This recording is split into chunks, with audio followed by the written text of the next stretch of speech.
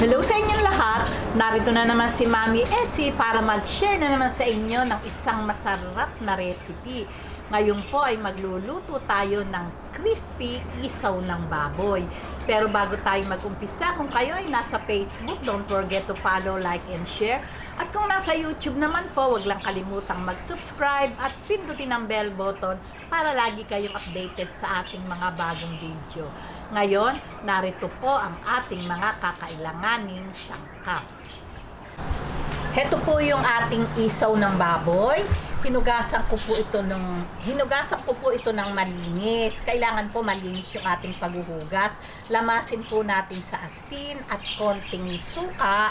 Tsaka po natin hugasan na mabuti.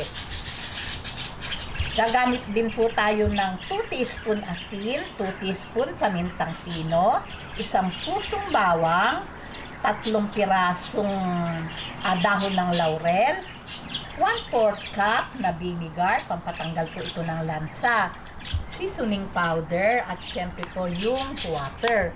Ngayon, umpisahan po natin yung pagpapakulo ng ating isaw ng baboy. Ayan, heto po yung isaw natin. Lagyan po natin ng water. Kailangan lang po nakalubog siya.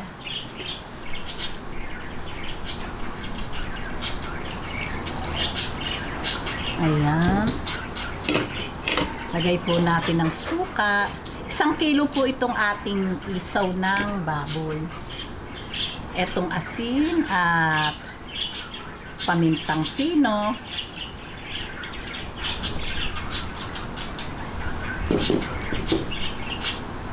Bawang, dahon ng laurel, at itong ating seasoning powder.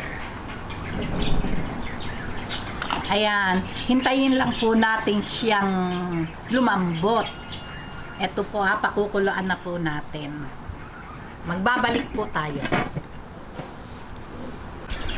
Ayan, pagka po ganitong malambot na ang ating isaw, malambot na po, atin na pong hahanguin at atin lang pong patutuluin bago natin siya i-fry.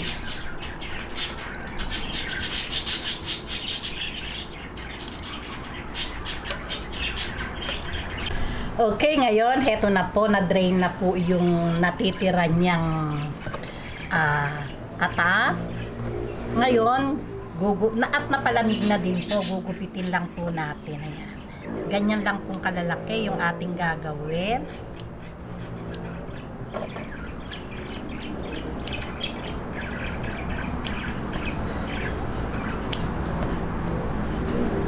Ayan. Gupitin lang po natin lahat bago tayo mag-prito. Ngayon, pagka po ganitong mainit na yung ating mantika, magpiprito na po tayo.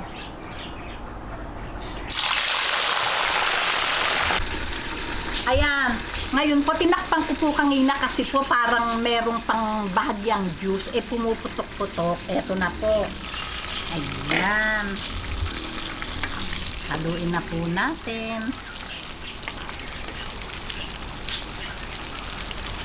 Ayan, prito-prituhin lang po natin hanggang sa lumutong siya.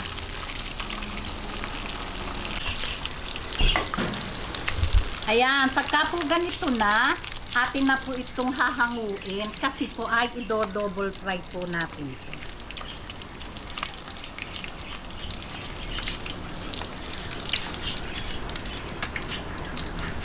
Ayan, ngayon, heto na po, i-double fry po natin sa malakas na apoy. High heat po, ayan. Ayan, kita nyo? Nag-aano siya talaga, nagchichicharon. Ayan. Saglit lang po natin itong ipapry.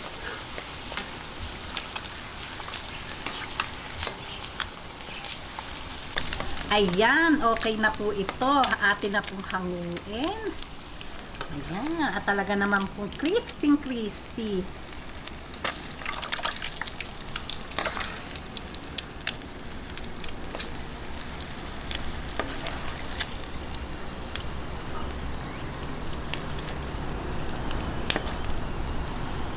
O ayan, tapusin lang po natin at may second batch pa. Ayan, heto na po ang talaga namang napakasarap at crisping isaw ng baboy. O tingnan nyo naman, pero syempre po sa mga high blood, hinay-hinay lang po. Tikim-tikim lang tayo.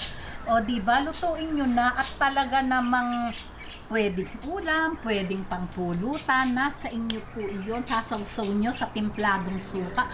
Talaga naman pong yummy. O ayan! Paano po? Kung nagustuhan nyo ang video na to, huwag lang kalimutang mag-likes. And don't forget to share and subscribe. Babu!